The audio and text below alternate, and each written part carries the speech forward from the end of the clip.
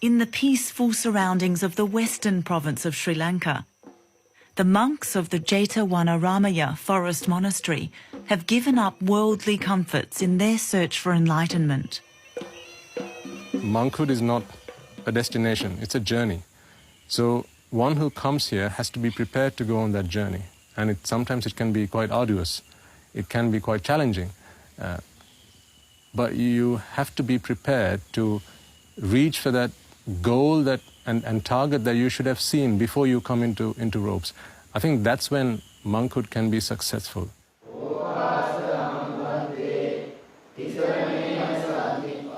We listened to the Dhamma, we understood the Buddhist philosophy, we understand that this is more than a way of life.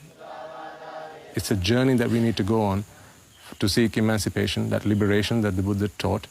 And for that, we've come here so that we can dedicate our entire lives to practicing the path.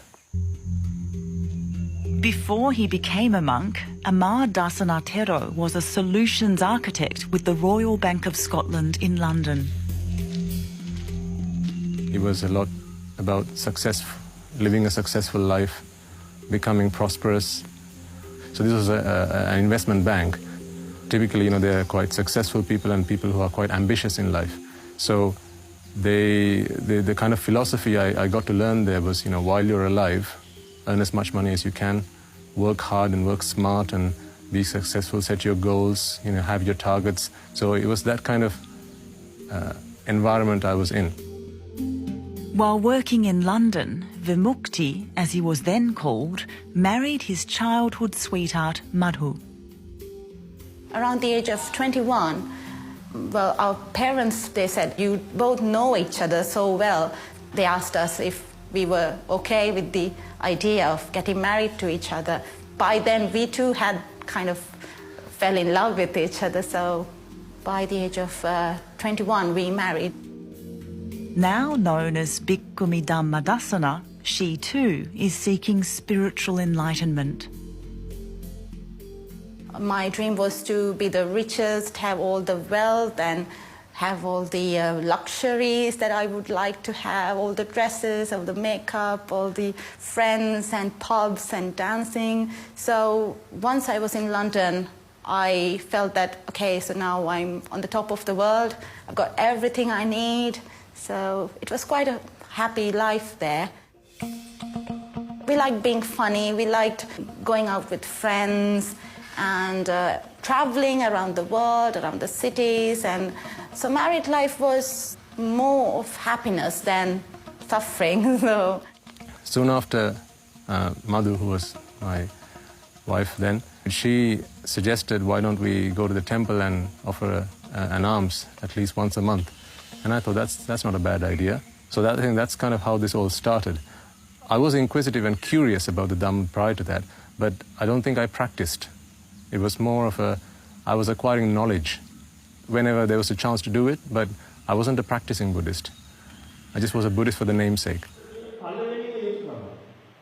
We listened for about 4 or 5 hours to the Dhamma, and we didn't feel the time passing. And then we came back to our vehicle, and we were in the same idea of thinking that we found what we were looking for.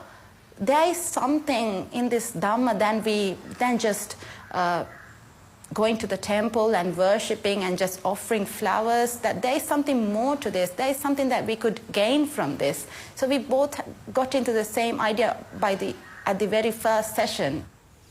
Pretty soon we realized that there was more to life than what we thought was the purpose of life.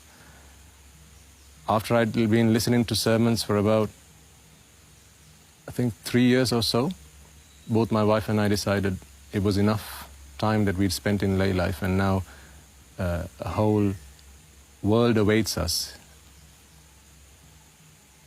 A new purpose in life awaits us.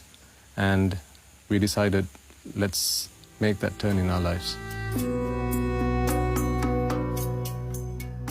It wasn't a difficult decision, because by then we knew how futile this materialistic life was, how that how misled we were. We thought we were getting ourselves into the path of happiness, but it was happiness masked, the suffering masked in happiness. So it wasn't a difficult decision. Breaking the news to their parents was a difficult decision, but Amadasana Tero's mother wasn't surprised. I think she kind of knew that this was coming. She did ask me, why do you want to do it so soon? You know, you've got a good life for yourself, you've got a good wife, you've got property and wealth and all that, so why do you want to do this now? And that's when I had a heart-to-heart conversation with my mother, explaining to her that despite all the wealth that I've got, I want a life where nothing in this world can shake my happiness. That's the kind of happiness I want, independence. Reminds me of how, you know, when a lot of people, they travel to other countries looking for a better life, and they think of it as a destination. Some people might think coming into monkhood is also a destination. It's not a destination. It's the beginning of a journey.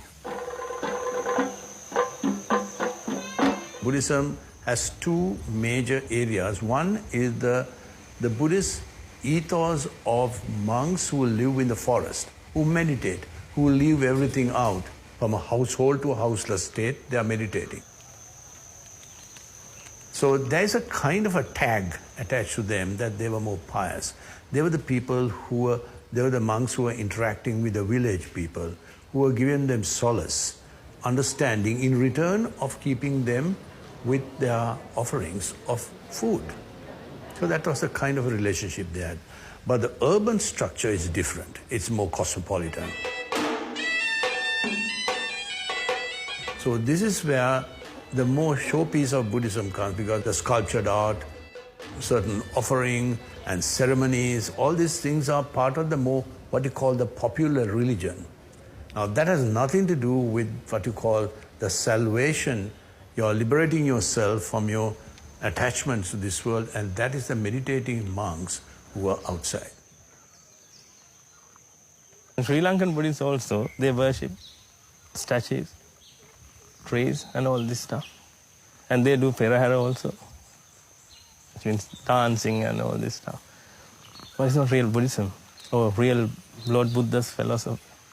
Philosophy is something. Therefore, we must follow philosophy. If you don't follow philosophy, you can't find the real truth. The monks live in a kuti or hut, and each monk is allowed only 6 possessions. I must admit, I don't take a lot of time to study what goes on outside these 4 walls, because I left that life behind. So for me now, the teaching of the Buddha is all that I need, because that gives me happiness and brings me salvation every day that I practice. I know I'm a different person to who I was yesterday.